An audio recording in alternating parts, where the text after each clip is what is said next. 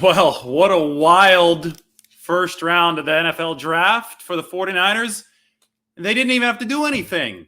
They didn't make a single pick. They didn't make a single trade. Deebo Samuel is still on the football team. And lo and behold, a lot has changed from the 49ers' vantage point moving forward. First of all, A.J. Brown, this is the big news, at least as far as we apply this to the 49ers. Star Tennessee wideout. Well, he's no longer a Tennessee wideout. He's now with the Eagles. A.J. Brown, whose agent is also Tory Dandy, same representation as Deebo Samuel. Not the one who publicly requested a trade. Deebo Samuel's the one that did that, but it's A.J. Brown who's been traded. He's the fourth-year wide receiver who got dealt. He's headed to the Eagles, and it's going to be a deal, 4 years, $100 million, $25 million APY, which, if you remember, on April 11th, that's the same exact amount that Deebo Samuel's friend, Ricardo Young, demanded on Instagram in the post that Deebo Samuel endorsed. So A.J. Brown, who's been inextricably linked with Deebo Samuel throughout this whole saga, I get it, they have the same agent, Tory Dandy. Deebo Samuel was actually on the phone, right, with A.J. Brown in that one Instagram live leak video that Deebo Samuel's mom, I think, was taking, and they were both complaining about, being lowballed or not getting the contract offer that they wanted. Well, it's A.J. Brown who's on the move. And this is huge news for the 49ers because not only has Deebo Samuel not been traded, but A.J. Brown's new deal with Philadelphia, 4 years, $100 million, $57 million in guarantees. Now, there's an asterisk next to that. I'll explain in a second. But this new deal with Philadelphia may be the starting point and the ending point for Deebo Samuel's new contract, wherever that may be, likely with the 49ers, a blueprint, if you will. And we've really been looking for a blueprint. And that $57 million guaranteed to me is really interesting because, this is the first caveat of that situation. The numbers that initially come out through Ian Rappaport or Schefter or any of these reporters, those usually come from the agent. So normally when you hear the guaranteed money at the initial report of the deal, that means total guarantees, including injury guarantees. What really matters from a negotiation standpoint are the full guarantees, and those don't come out till later. The reason for that is because they're usually, almost always, they have to be lower than the injury guarantees. So the reason for that is the agent doesn't want to publicize the full guarantees. He wants to get those tweets out from Rappaport and Schefter to make the deal look as big as possible. So we get total guarantees first, full guarantees come in later, and I am waiting on pins and needles for the details of this A.J. Brown contract because we know $25 million APY, vanity money, it's there. Deebo Samuel wanted $25 million APY, probably still wants $25 million APY. A.J. Brown gets it before him, and Dandy represents Brown, Samuel, and DK Metcalf. But where are the full guarantees going to fall for A.J. Brown? That's the big question here, because if they fall at what, 40 million, 45 million, to me, that's manageable territory for the 49ers because we talk about this deal being a blueprint for Deebo Samuel. Well, Deebo, this is all speculation. I'll couch everything I say with about these contract negotiations with that asterisk because speculation is all that we have. We can't sit in while they're negotiating. But if Deebo Samuel wanted an exorbitant, fully guaranteed amount, something like 70 million, let's say something, Tyreek Hill obviously had a massive fully guaranteed amount. I believe it was 72 million to pace all wide receivers. And the 49ers didn't want to meet him there. And the 49ers came with 40 million instead. There's obviously a huge gulf there, right? And we're waiting to see where A.J. Brown's fully guaranteed amount's going to be. And if it's somewhere between 40 and 50 million, well, the 49ers have a very workable starting point and ending point for these negotiations with Deebo Samuel. And remember, they still have him under contract for the 2022 season. So fascinating stuff. I'll get more into it when I answer your questions. Just want to go through everything that happened from the 49ers perspective in this first round. It featured a wild run of wide receiver activity, but nothing involving Deebo Samuel, which, if you would have said this a few hours ago, it would have gone viral on Twitter. Maybe it's going to go viral on Twitter right now. People obviously talking about the fact that 6 wide receivers were drafted in this first round and 2 wide receivers were traded in this first round, both with the last name of Brown, Hollywood Brown or Marquise Brown, from the Ravens to the Cardinals to the NFC West, and then obviously A.J. Brown from the Tennessee Titans to the Philadelphia Eagles. Now, the trade price for A.J. Brown was really interesting, right? Number 18 comes back to the Tennessee Titans. They used that on Treylon Burks, the big wide receiver, the Deebo-like wide receiver from Arkansas. And then it also involved a third-round pick. So it was basically a 1 and a 3 for A.J. Brown. The Jets reportedly offered the 49ers a 1 and a pick swap. So number 10 and a pick swap for Deebo Samuel. And the 49ers told the Jets to get lost. The 49ers said, no, that's not the King's ransom that we were looking for. So the 49ers said King's ransom or no deal for Deebo Samuel. They didn't get that King's ransom. That report was courtesy Ian Rappaport, who said that it was the 10 and the pick swap. Nowhere near enough. We've been talking about a Tyreek Hill-sized trade package would be necessary to pry Deebo Samuel away from the 49ers. The Jets weren't ready to offer that. I don't fault the Jets at all. I think the Jets had a great first round. They traded back into number 26, and they picked 3 really, really good prospects. So the Jets decided to go the way of draft prospects because they're trying to build something with longevity over there in New Jersey. And, Robert Saleh saw how the 49ers were built, and I'm sure that he shared some of his thoughts with Joe Douglas, the GM there.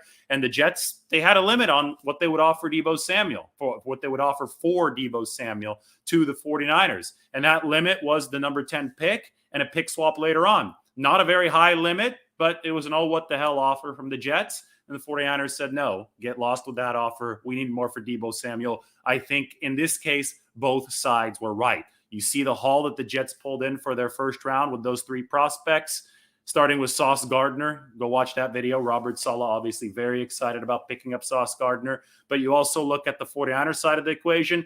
Deebo Samuel, when he was on the field last year, the 49ers offense was 4x as efficient as it was with him off of the field last year. That's by EPA per play. Obviously, it's going to be an inexact science because there's other variables. But the bottom line is that we saw it with our own naked eyes, that Deebo Samuel made the 49ers a whole lot better, that he was extremely important to this football team. And a return of a first-round pick, number 10, in a questionable first-round talent pool, right? That's what this 2022 draft was, plus a pick swap later on. That wasn't going to cut it for the 49ers in exchange for Deebo Samuel. So they were right to not accept the Jets offer, and I think the Jets were right to not offer more based on how the Jets' first round ended up. I think both teams ended up following their philosophies, and both teams ended up better for it. Now the 49ers have to turn their attention to the next order of business, which is figuring out a way to actually resolve this Deebo Samuel situation. It was always unlikely entering this first round of the draft that Deebo Samuel would be traded. I came on yesterday and I told you guys about clickbait. I said, hey, don't pay attention to the clickbait. There's going to be so many reports that are just going to be false, that the 49ers have been offered 5 picks, 6 picks for Deebo Samuel. They're dying to get rid of him. They're going to move this, move that. You have to boil through the noise. This time of the year, people like to get their Twitter followers up. They like to get their YouTube subscribers up. So there's a lot of bogus information out there. But if we followed what the 49ers actually said, which was John Lynch talking about Deebo Samuel in very complimentary terms on Monday, and I think he was being truthful. He was talking about how much Deebo Samuel means to the 49ers. If we follow that, we follow actual behavior, and we look at the actual contract, well, you have a situation where I think it was obvious that it was the likely situation that the 49ers would keep Deebo Samuel. Now, they could have been blown away by a trade offer, but they weren't. You could see what the Jets offered, and you could also see what A.J. Brown went for from Philadelphia to the Eagles. It was a first, number 18, and a third rounder. And to be honest, that's not a king's ransom. You see these wide receivers as a trend in the league of wide receiver interchangeability. The Kansas City Chiefs might have kicked off the trend about a month ago when they traded Tyreek Hill to the Miami Dolphins for some assets, some draft picks, some real future pieces. Now you see what the Tennessee Titans did, shipping off A.J. Brown to the Philadelphia Eagles. Both of those teams viewed that wide receiver position as at least slightly interchangeable. You're almost certainly going to downgrade from A.J. Brown to a rookie in Treylon Burks, right? But if you're the Titans, You jettison a player who's got some questionable knees, some injury problems potentially. You get a lot cheaper, right, with the rookie deal for Treylon Burks, and you hope that you can keep on churning forward. The Kansas City Chiefs also, they obviously cut expenses by not keeping Tyreek Hill, and they're going to move forward with younger, more affordable talent. The 49ers could have taken that same path, and hell, they might still take a similar path. Who knows? You can never rule anything out in the NFL, but they definitely didn't do what many people thought they would do in trading away Deebo Samuel. And, a lot of people said, oh, they're going to trade away Deebo Samuel, bring in Treylon Burks because he's built like a linebacker. They could just continue that hybrid role. And I think that speaks to the uniqueness of Deebo Samuel as a player, right? When the league is kind of trending one way and these receivers look like they're replaceable, I really think that the uniqueness of Deebo Samuel is causing the 49ers to hold on to him tight, despite the fact that he has requested this trade, because he meant so much to this team last year. I think it's not controversial to say that Deebo Samuel meant more to the 49ers in 2021 than A.J. Brown meant to the Titans. And yes, a lot of that is because he played that wide back role, because he lined up in the backfield of a Kyle Shanahan offense that obviously relies on plus running back elusiveness and plus running back play in the outside zone. But just from a spiritual component, I mean, it was Deebo Samuel coming out with the boombox, the super gremlin, Deebo Samuel hanging out in Kyle Shanahan's offense. I mean, he embodies a lot of what the 49ers want out of the toughness of their offense, knocking out mouth guards. And I think that, by not doing anything today, the 49ers verified their statements from Monday when John Lynch was talking about how important Deebo Samuel is to this offense. Anyway, I'm going to go through everything. I'm glad that there are a lot of viewers on board right now. Subscribe to the channel. I want to go through a few more points about what happened in this first round, because I know it's a lot to unpackage. And then I'm going to go and look at some questions. I'm not even looking at questions right now because I feel that this is complicated stuff, and we want to get through what the entire first round means to the 49ers. While we're focused on Deebo Samuel, we shouldn't forget that it's also Jimmy Garoppolo watch this weekend, because it may be yet another inflection point for the quarterback as far as trade opportunities moving forward. And one of the big pillars of today that I was going to keep an eye out for no matter what else was happening was, what would Carolina do at number 6? Would the Panthers choose a quarterback, or would they go offensive tackle? And they went offensive tackle. So they didn't pick a quarterback. And that means that the Carolina Panthers, the only legitimate quarterback, and I guess this is controversial because he may not be a legit QB, but really the only player that you could legitimately see starting at quarterback for the Panthers on their roster right now is Sam Darnold. And here's the problem for Carolina. Matt Rule, their coach, he's been in charge for 2 seasons. He's 10-23. He's gone 5-11 and 5-12. I mean, the time to win is now in Carolina. The current regime might be on the hot seat for the Carolina Panthers. And do we really believe that that regime in Carolina wants to go to war in a must-win kind of year, in a year where they have to turn things around away from 5-win seasons with Sam Darnold as their quarterback? And since the Panthers didn't draft a quarterback, since this was not a QB year, I mean, last year we saw Trevor Lawrence, Zach Wilson, and Trey Lance go 1, 2, 3. This year, we didn't see a quarterback selected until number 20, right? Because the Panthers didn't go that route, it leads me to believe that they'll either be on the market for a veteran in the future, like Jimmy Garoppolo or Baker Mayfield, or they're going to go down a dark path and try to trust Sam Darnold, who has shown no reason to be trusted in high-stakes winning situations, in a definite high-stakes winning situation. So it's hard to convince me that the Panthers, with $30 million in salary cap room, won't at least be interested in one of these veteran QBs moving forward. And if this staff is really serious about keeping its jobs and winning this next year, I do think that Jimmy Garoppolo has a better record efficiency-wise, and that means in delivering the types of things that are required to win games than Baker Mayfield. So we'll see. It's definitely still a destination now that the Panthers did not pull the trigger on a quarterback in a year that has been really devoid of top-tier quarterback talent. While we're talking about that, we should probably note that a lot of the context surrounding the 49ers trade up in 2021 for Trey Lance up to number 3 has made a lot more sense now officially. Everybody was talking about 2021 being the quarterback year in the NFL draft and the prospect pool being a lot weaker in 2022. Well, now you see it.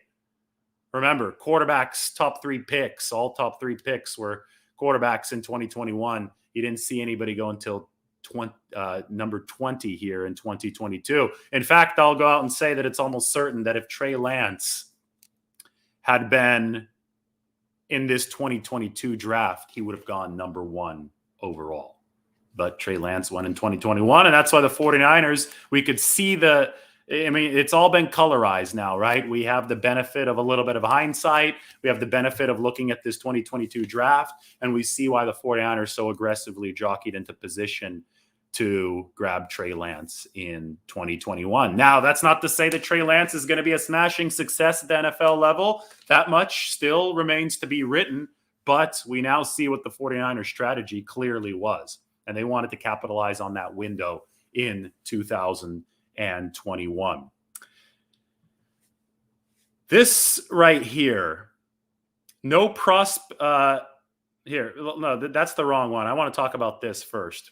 Quite a strange journey for the 49ers' former first-round pick, number 29, speaking of Trey Lance. So the Niners used to own a first-round pick in 2022. They used to own a first-round pick in 2023. But that 2022 first-round pick, obviously, they traded away to move up to number 3 for Trey Lance in the 2021 draft. So since then, what's happened to that pick? Well, first, the 49ers played good football down the stretch run of the 2021 season, and they made it all the way to the NFC Championship game. So that devalued that number 1 pick, right? So that pick fell at number 29. But the Dolphins owned it because that's who the 49ers traded with to move up to number 3. So I hope you're still following along. The Dolphins owned that pick. Then came the big Tyreek Hill trade a month ago, and the Dolphins sent that number 29 pick over to the Kansas City Chiefs as part of the package to bring Tyreek Hill over to Miami. Well, tonight, the Kansas City Chiefs traded that number 29 pick that originally belonged to the 49ers to the New England Patriots. And the New England Patriots turned around with that 29 pick, and they drafted Cole Strange. Now, I call it a strange journey because that pick's been all over the place, but it's made even stranger by the fact that the Patriots picked a center that wasn't projected to go until round number 3. And maybe a little bit later, I'll pull up the video of Sean McVay and Les Snead, the Rams brass, at their press conference, hearing that the Patriots picked Cole Strange at number 29 when the Rams thought he might still be on the board at number 104. This is a guy who, from most teams, had a 3rd-round grade, and the Patriots reach out and grab number 29. Now, for the 49ers, they can't be too thrilled about that because we do assume that the 49ers are on the market for a center, especially considering the fact that it appears that Alex Mack is leaning toward retirement. We expected Tyler Linderbaum to go in the 1st round, but I don't think anybody except for the Patriots expected Cole Strange to go in the 1st round. But lo and behold, Cole Strange did go in the 1st round, and that leaves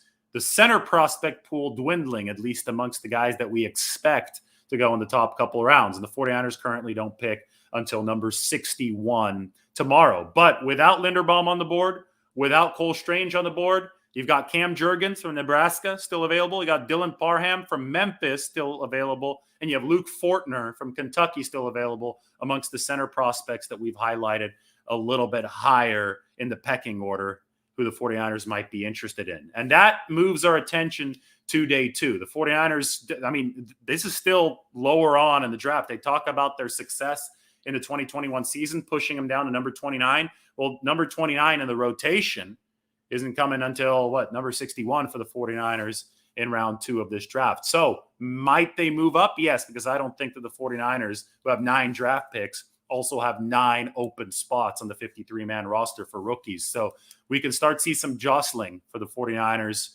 starting tomorrow. They've moved up in the 2nd round before. They might move up again. Could it be for a guy like Cam Jurgens, a twitchy center out of Nebraska? Maybe. Could it be for somebody else? Maybe. This is where the draft is a crapshoot, but I absolutely expect the 49ers to start being more aggressive moving forward. However, in the case of Deebo Samuel, the likelihood of a trade shot way down, and it was unlikely to begin with since the 49ers can no longer recoup first round value this year. Now, I will add a caveat to that, and that is that the first round was considered much weaker this year than in seasons past. And there is a chance the 49ers might covet some first round return in future years, and they could still package Deebo Samuel as this draft progresses and get second round draft capital and future first round draft capital back. You can't rule it out, but the options of a trade have dwindled, especially since the New York Jets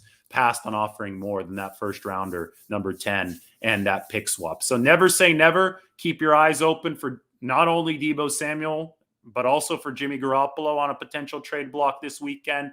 Anything is in play, as it always is. This is the NFL, but we definitely have seen an evolution here with how this first round turned out. And the main part of that evolution was A.J. Brown being traded from the Tennessee Titans to the Philadelphia Eagles. Now, in the case of A.J. Brown, this is fascinating stuff because remember, Tory Dandy, the agent, represents A.J. Brown. He represents Deebo Samuel, and he also represents DK Metcalf. To me, it's extremely interesting that A.J. Brown and Deebo Samuel both used a lot of similar negotiation tactics so far this offseason, as far as deleting their team's gear from their Instagram page, removing all those photos of them wearing either Titans gear for A.J. Brown or 49ers gear for Deebo Samuel.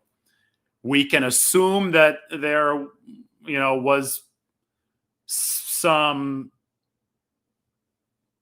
verbiage relating to complaints exchanged behind the scenes for both of those players. Let's put it that way. I'm trying to choose my words carefully. Some displeasure was probably voiced by both A.J. Brown and Deebo Samuel. And in the case of Deebo Samuel, there actually was a public trade request.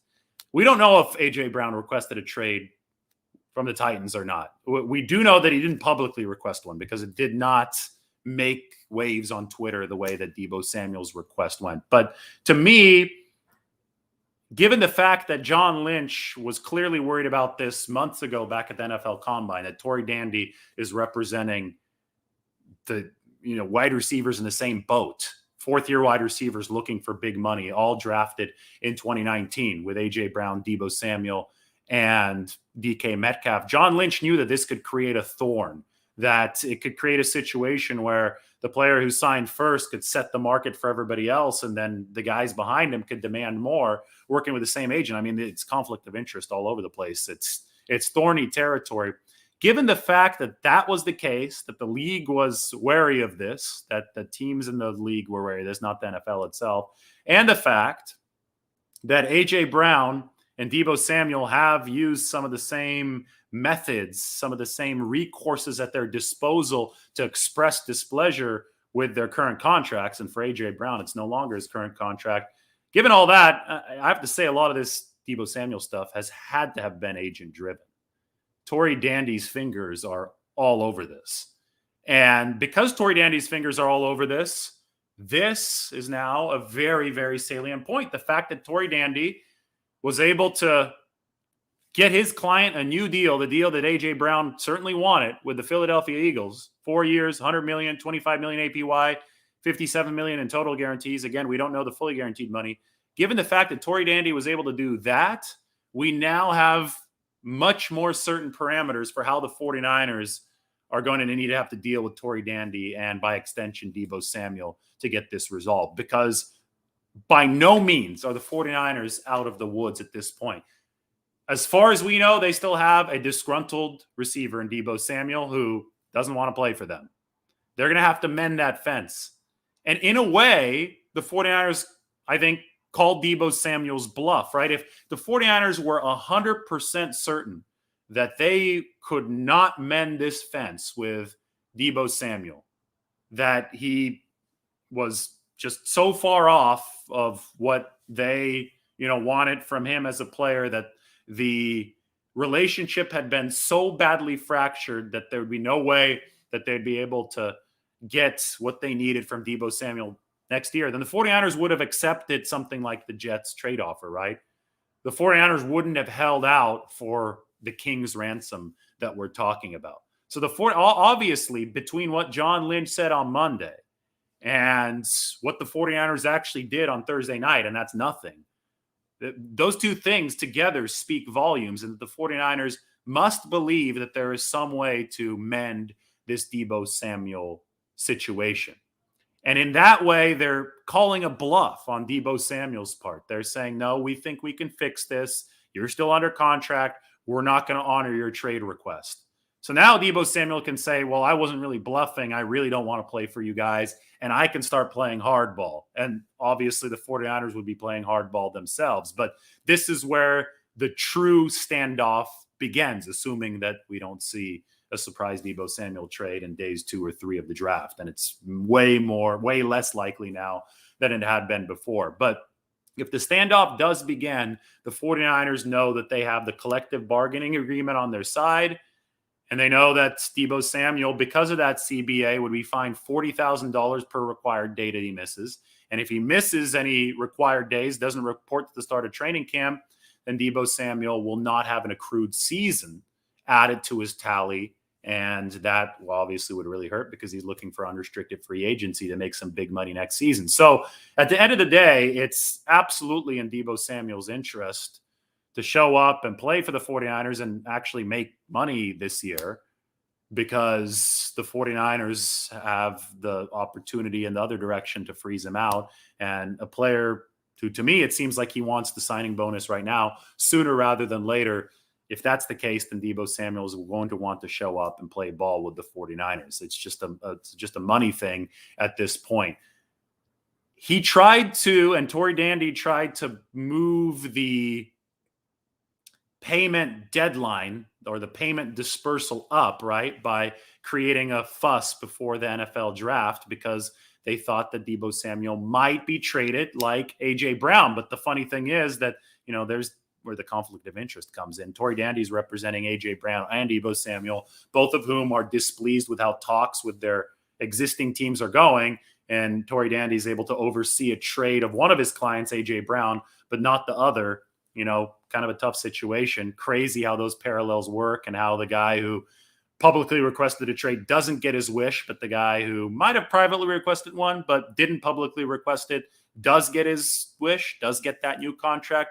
Funny how that all works out. But at the end of the day, Deebo Samuel wants to be where A.J. Brown ended up, and that's with the $25 million a year deal with plenty of guarantees. We'll see if he can get there with the 49ers, but after this first round, it seems that the 49ers are exceedingly likely to be his one path, his one conduit to the type of deal that he indeed wants. So, wow, what a first round. A lot of stuff happened. I'm going to go wade into this comment section right now, see if I can pull out any good questions. So please ask some good ones as I scroll way down to the bottom, because there's probably a lot that we haven't covered. I do like the journey of that number 29 overall pick for the 49ers. That was crazy, especially the fact that it ended with Cole Strange. So I guess you could say it was a very, very strange story. All right, Frank Salvador says the 49ers sending messages to the rest of the league, especially the free agent market. They better draft well. And that starts tomorrow for the 49ers. They're going to have 9 picks to start the day. We'll see if they end up with 9 picks. They're probably going to package some of them, trade some of them, because like I said, they don't have enough room on their roster to fit 9 draftees. So I think the 49ers probably only end up picking, 7 times or so? That would be my guess. But yes, it all comes down to drafting well. We'll see if the Jets ended up drafting well. On paper, it looks like they drafted well today, but you can see a clear philosophy from Salah's team, Joe Douglas and Salah, with the 3 first-rounders that they ended up buying for today instead of trading for Deebo Samuel. And the Jets' success or failure will ultimately be decided by how those 3 players, starting with Sauce Gardner, end up panning out for them moving into the future. And the 49ers' viability as a franchise that can contend year in, year out, well, it's going to rely on players they drafted last year, such as Aaron Banks in 2022. He better step up and take one of those guard spots. But on top of that, it's also going to rely on how they draft here with the picks they have moving from number 61 on down, and maybe even a little bit higher than number 61 if the 49ers do make a trade and start packaging and maneuvering tomorrow. Mike has a question here. Does two centers being drafted force the 49ers to be aggressive and move up to take their guy at center? You know what might, and I was talking about this with Matt Barrows. This is an interesting question from Mike. Everybody expected Linderbaum to go in the first round. You know, he was just one of those guys that I put on my 49ers big board just for the hell of it, just in case they traded up, right? And just in case they did trade Deebo Samuel and they did have some extra capital in the first round. So Linderbaum was a player who I was like, okay, in that circumstance, he'll be available. But if they didn't follow through on trading Deebo Samuel, as I expected, then I figured Linderbaum would be off the board. But I figured Cole Strange would be off the board. I thought only one guy would go today. I thought only Linderbaum would go, maybe Cam Jurgens. But no, you had Linderbaum and Strange go. And the fact that Strange went, well, was really strange because teams didn't expect this guy to go to the third or the fourth round. In fact, I should probably pull up this video. Let me find this video of Sean McVay and Les Snead. I mean, this is crazy. So the fact that Cole Strange went in this first round means that you're down to Fortner, Jurgens, and who's the third guy? Dylan Parham, who visited the 49ers. As far, that's the remainder of the top half of the draft center prospects, at least as far as draft grade goes. So, one could argue this two ways. One could say, oh, this means that there's a run on the center position and that other teams now in the second round are going to be like, oh, we better get our center. So that might mean that the 49ers might have to trade up from number 61. Or you could look at the Patriots' behavior as exceptional. And the Patriots really don't give a shit where guys are graded versus where they draft them. Bill Belichick's always done stuff his own way. So he says, to hell with it. I'm going to go up and pick Cole Strange at number 29. That's not necessarily indicative of a trend across the league, right? You can't take the Patriots who've done stuff exceptionally for so long as a trend. That being said, there's one fewer center available for the 49ers. So in a supply and demand kind of situation, 49ers may have to be a little bit more aggressive if they do indeed want to go up and nab a center. All right, so I am going to find this video of Sean McVay and Les Snead because I thought it was hysterical. Andrew Siciliano posted it on Twitter. Here it is. Cool. All right. It already has a 1.2 million views. That's unbelievable. All right. So we are going to share this screen right now with you. And I'm going to turn up this volume and just watch Sean McVay and Les Snead react when they hear about Cole Strange going at 29. Oh, my UT Chattanooga to the first round. Hey, where's... How about that? And we wasted our time watching him thinking he'd be at 104, maybe.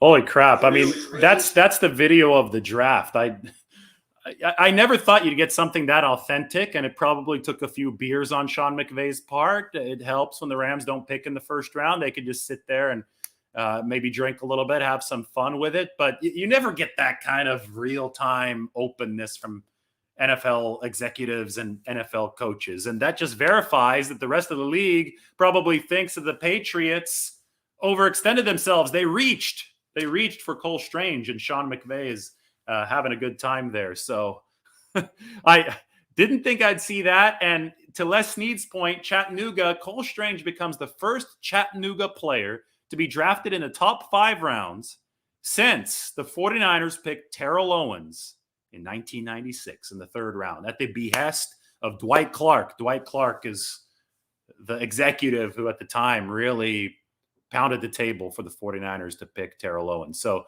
good day for the University of Chattanooga. They're able to get their highest draft, maybe I think it was their highest round draft pick ever, right? Cole Strange. I don't know if Chattanooga's had a first rounder before. If T.O. went in the 3rd, who from Chattanooga has ever gone in the 1st? I could be wrong, but crazy stuff between McVay and Cole Strange, Terrell Owens, Lupin, Les Snead. It was wild. And it happens to be at a position that we're watching, that we're tracking for the 49ers moving forward. 666 viewers. That's a crazy number. I hope it doesn't stay that way too long because I feel the show is a little bit cursed. Good, 668. Every single viewer that we add at this point is a record. We've never had this many viewers on the stream. So please do subscribe.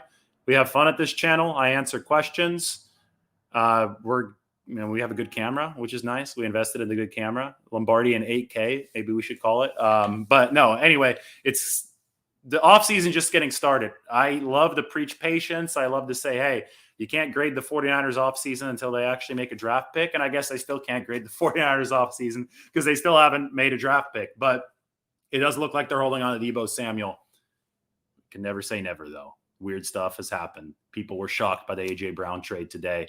But we do now, thanks to that A.J. Brown trade, have parameters for a potential Deebo Samuel deal with the 49ers. And that is a huge deal.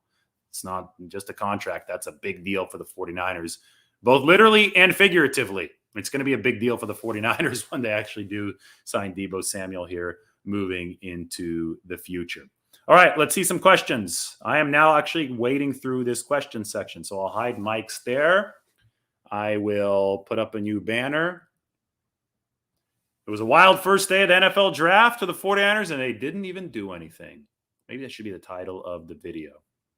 Do I think the 49ers make a push for Watson, Christian Watson from, not Deshaun Watson, Watson from North Dakota State? Maybe, but I'm convinced the 49ers want strength at wide receiver. They want some muscle there. Watson's still a little long. I mean, a little skinny, a little lean, right? You have to put him through the rigors of an NFL weight training program to get him up to speed. And there's something to be said about the success that Deebo Samuel, who plays the position like a linebacker, the success that Juwan Jennings, who also plays the position really physically, the success that Brandon Ayuk has had since bulking up. The 49ers are trying to zag while other teams are zigging. The 49ers are seeing downsized defensive backs. They're seeing safeties, nickel backs, corners all getting smaller and quicker, and they're trying to bully them. They're trying to knock their mouth guards out with their receivers. So, that's why everybody talked about Treylon Burks, because he's built as a linebacker for the 49ers in case they did jettison Deebo Samuel. But it's funny because the Titans, who are a team that offensively likes to do things similarly to the 49ers, right, with the play action, run game first, the Titans are the ones that took the 49ers supposed blueprint, and they did the same exact thing, except you swap in A.J. Brown for Deebo Samuel. So they ship off A.J. Brown. They bring in Treylon Burks in his 6'2", 225 frame, and the Titans move forward with their offense. The 49ers don't do that. They, I think, truly value Deebo Samuel because he brings even more to them that A.J. Brown brought to the Tennessee Titans. I mean, Deebo is going to bring the running back ability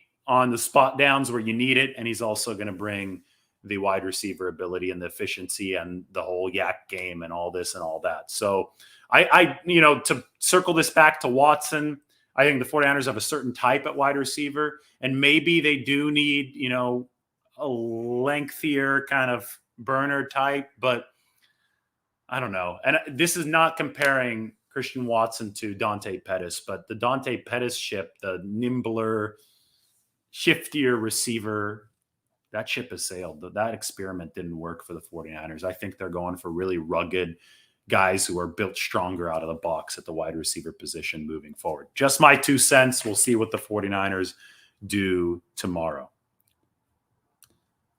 All right. Questions. Let's see them.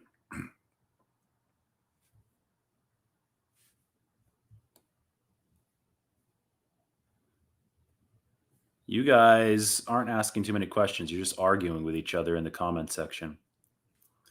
Dylan right here. Will anyone target Jimmy G? If so, who? Carolina seems like the only fit, but there have been reports they aren't really interested. Well, I mean, there are reports of everything, right? We had reports of Deebo Samuel going somewhere for like 5 picks. And I was skeptical of those reports at the time. I'm going to be skeptical of a lot of these reports that pretend that they're in the front office. Carolina is going to have to face a situation where push comes to shove. They need a win to likely save the jobs of the current regime. Like I said a few minutes ago, Matt Rule is 10-23 in his 2 seasons as head coach of the Carolina Panthers.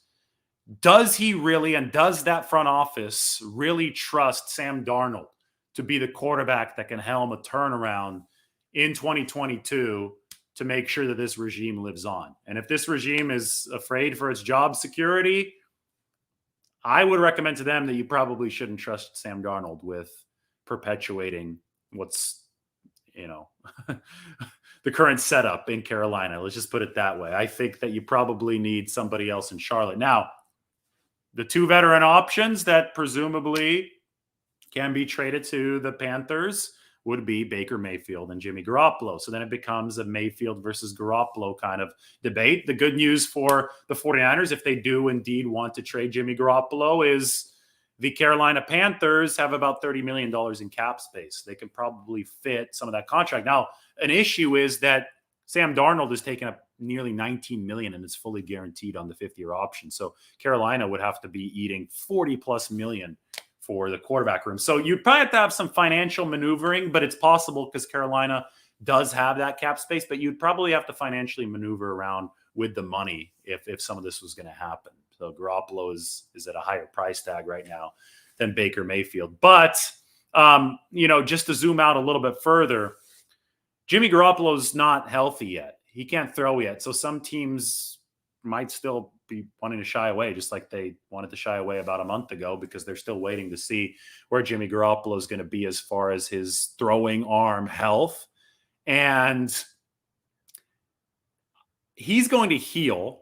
And at the same time that Jimmy Garoppolo heals, there's a chance that other quarterback needs pop up around the rest of the league. Guys get hurt in the offseason training. Guys get hurt in camp.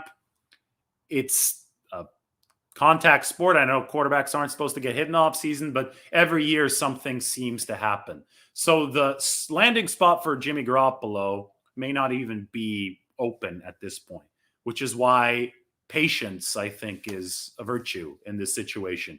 And the 49ers realize this. They realize that Jimmy Garoppolo is not guaranteed any of his 2022 salary until the moment that he makes the 53-man roster, if that happens, and I don't think it will, till the moment that he makes the 49ers 53-man roster, and that won't come until September. So it's April 28th.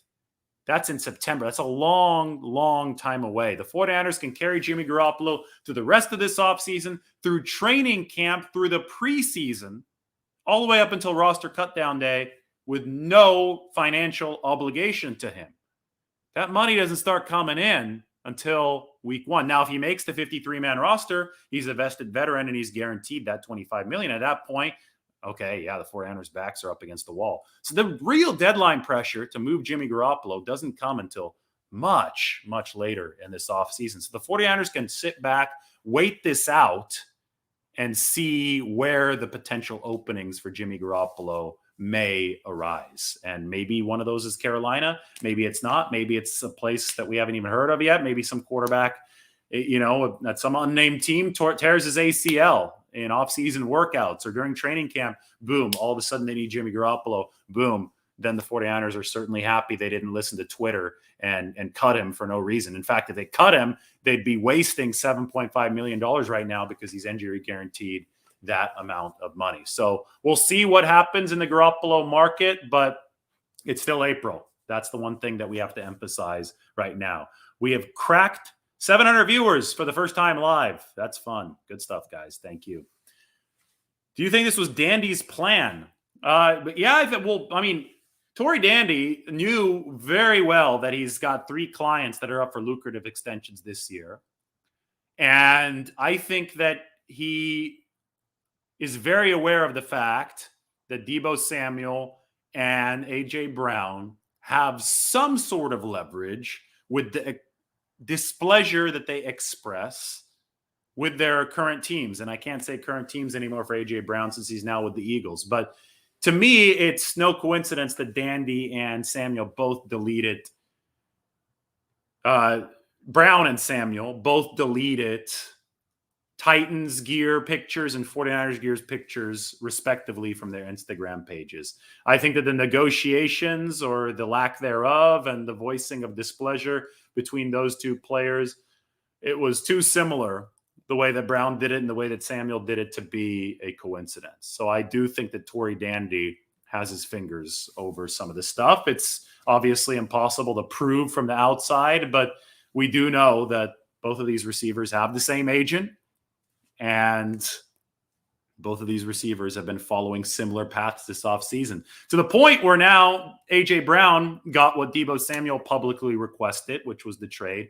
Deebo Samuel didn't get that, but A.J. Brown also got what Deebo Samuel did publicly request, and that was $25 million per year. Remember Deebo Samuel in that post? If it ain't $25 million a year, we don't want it. Well, just so happens that A.J. Brown signed for 4 years, $100 million.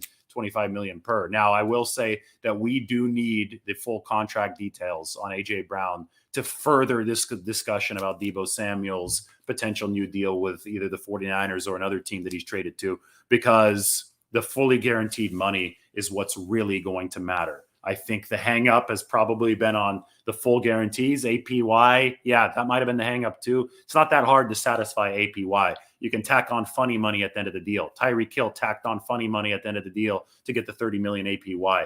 But once you get past the vanity show that's average per year or APY, it's the fully guaranteed money that really matters. And we need to know that number for A.J. Brown to know what to expect for Deebo Samuel, because then we know what Deebo Samuel can realistically demand from the 49ers as this standoff moves into its next phase. And then we know who's being reasonable and who isn't being reasonable. And at the end of the day, in the past, the 49ers have gone through this contractual dance multiple times already under this current regime. They've done it with George Kittle. They did it with Fred Warner.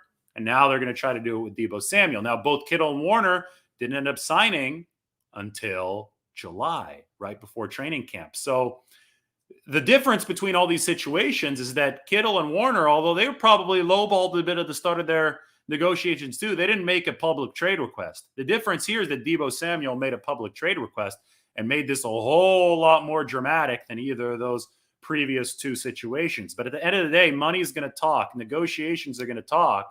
And it looks like we might be headed toward a similar outcome through a much more circuitous and dramatic path with Deebo Samuel. We'll see. I'm not sure. I can't say that with certainty, but today was a big step toward that. A lot of people want to oversimplify it. They want to say, okay, good, we got through the first round of the draft. 49ers didn't succumb to a trade request or from Deebo Samuel. They didn't take any trade offers. Now go pay the man. Not quite that simple. Deebo Samuel has to engage with the 49ers. The standoff has to cool a little bit before the 49ers can agree to a contract with him. But I think we have taken a major step toward that with A.J. Brown being the one getting traded, and more importantly, A.J. Brown signing that contract with Torrey Dandy being his agent with the Philadelphia Eagles. We're going to get details of that contract. 49ers will get details of that contract, and we might just have a blueprint for Deebo Samuel's deal to get done. So we'll see. That being said, Deebo Samuel remains an exceptional player. And I meant it when I said that Deebo Samuel meant more to the 49ers last year than A.J. Brown meant to the Titans. These receivers have shown to be, teams have shown that they're willing to treat these receivers as replaceable, right? For high prices. The Kansas City Chiefs replaced Tyreek Hill for a high price, or they're trying to replace him, but they've deemed him replaceable. The Titans have deemed A.J. Brown replaceable. Wasn't as high of a price. They brought in Treylon Burks, first and a third, right? That was the compensation from Philadelphia to the Tennessee Titans. So far, the 49ers haven't deemed Deebo Samuel replaceable. John Lynch said on Monday that he doesn't think he's replaceable in all but those words. And they didn't trade him during the first round. They didn't take the Jets offer. That wasn't a king's ransom. They said king's ransom or no deal. Well, the first round pick, number 10, and some breadcrumbs on top of that with a pick swap, that wasn't enough for the 49ers. So clearly the message right now that the 49ers have sent, and as long as Deebo Samuel stays on the roster, they're sending the message that they believe Deebo Samuel is more important to them than A.J. Brown was to the Tennessee Titans. And all power to him. Again, Deebo Samuel, when he was on the field, the 49ers were over 4x as explosive as when he was off of it last year. So it all makes a whole lot of sense. I've been talking for a while, 49 minutes. Everybody hit that subscribe button right now. We have in-depth 49ers talk on this channel. We get deep into the contract stuff, deep into the X's and O's. If you're new, I have a 10-part video series breaking down all 22 of Trey Lance, which you should be really interested on right now. By the way, Trey Lance checked in today on Twitter. I'm going to go through that in a second. But Trey Lance, his trajectory this past season was fascinating to me. And I broke down every single snap of Trey Lance playing for the 49ers in all 22 in a 10-part series. Every part, every episode is a quarter. So you can go ahead and check that out on the channel. Hit the subscribe button right now. Go watch those Trey Lance film breakdowns. I know that we have a lot of new viewers right now, so it'd be fun to grow this thing and start focusing a little bit more on the prospective starting quarterback for the 49ers in 2022. Now, I would say presumptive as well, prospective and presumptive for Trey Lance. I'm presuming that he's going to be a starter in 2022. One of the picks that the 49ers gave up to be able to select Trey Lance was used on a center today.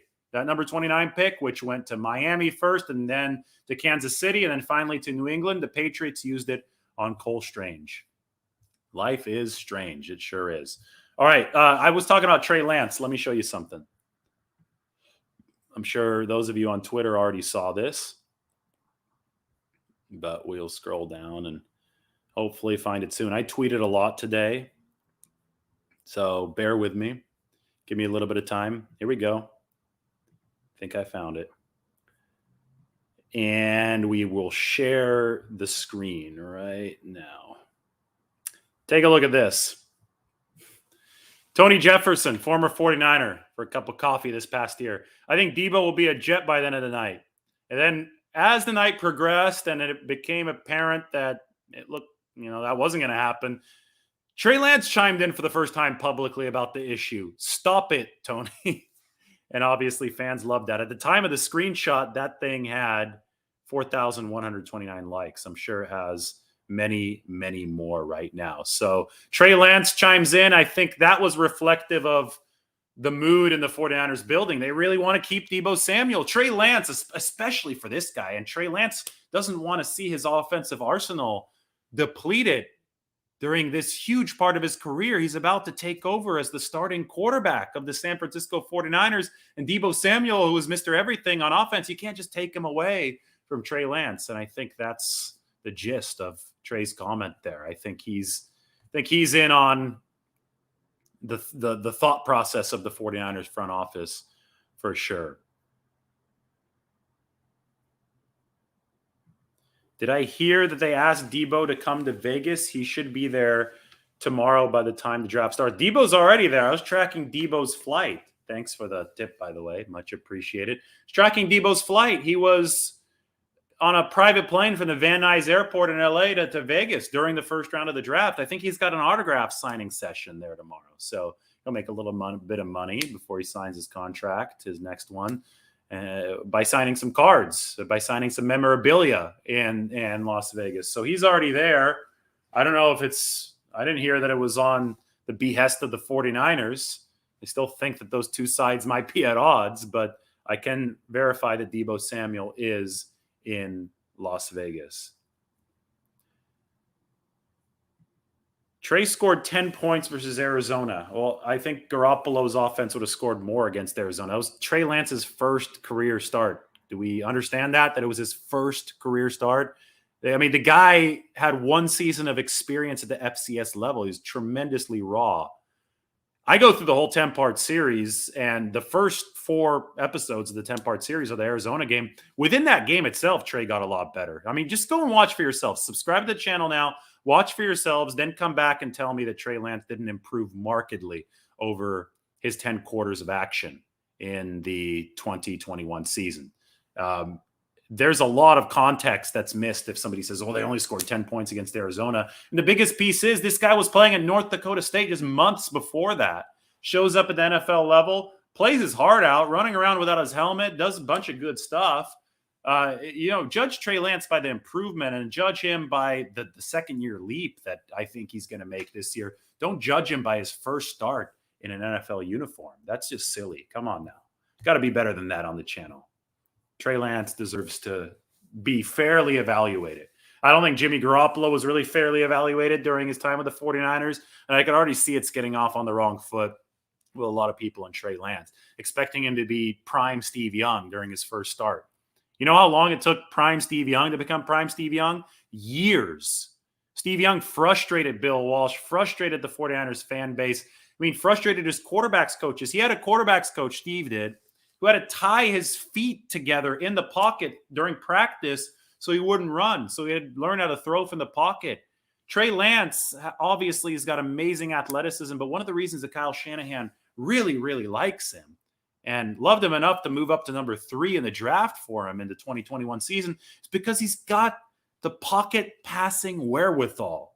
He played in an under center system, a pro-style system in North Dakota State, and he showed the ability to make the correct decisions from the pocket. And if you watch his tape with the 49ers, throughout the first 10 quarters of action at the pro level, he started to show that ability in the pro level to hang in there and make some of those pocket-based throws. But that kind of stuff doesn't come overnight. This is going to be a process with Trey Lance, and that's one of the reasons why you got to have Deebo on this team, in my opinion. And I think the 49ers think the same thing. You can't let the supporting cast of skill position players around Trey get weaker because he needs them more than ever now as he's learning how to be a quarterback at the NFL level. All right. Questions. A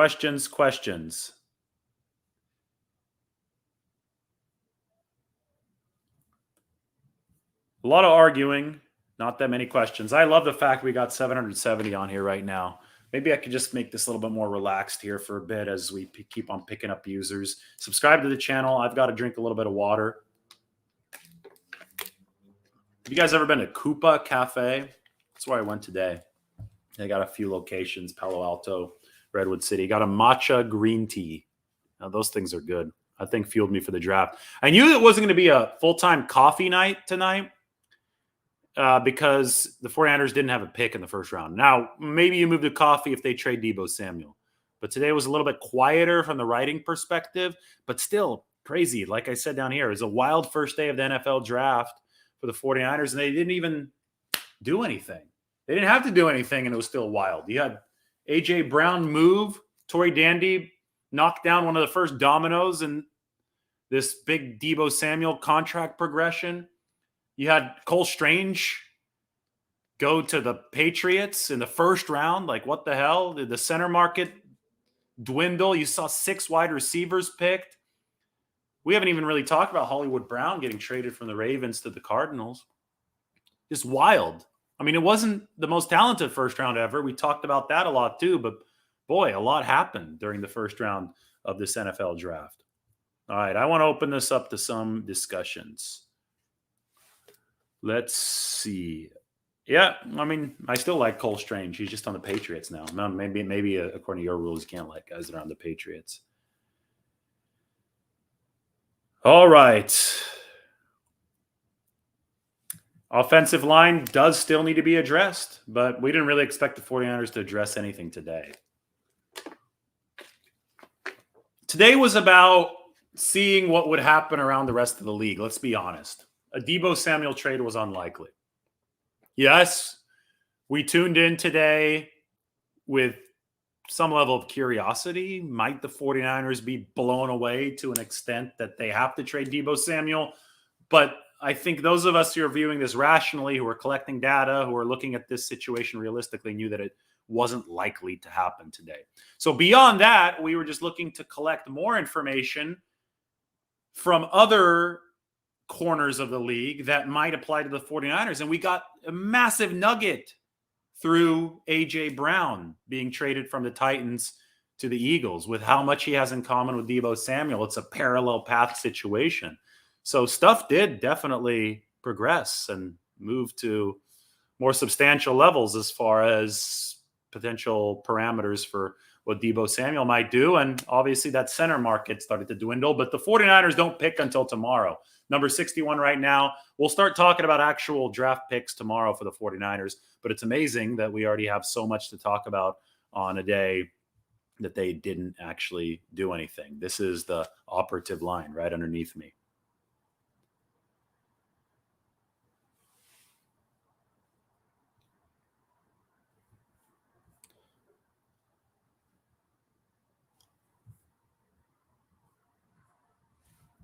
No, Jimmy Garoppolo did not get traded.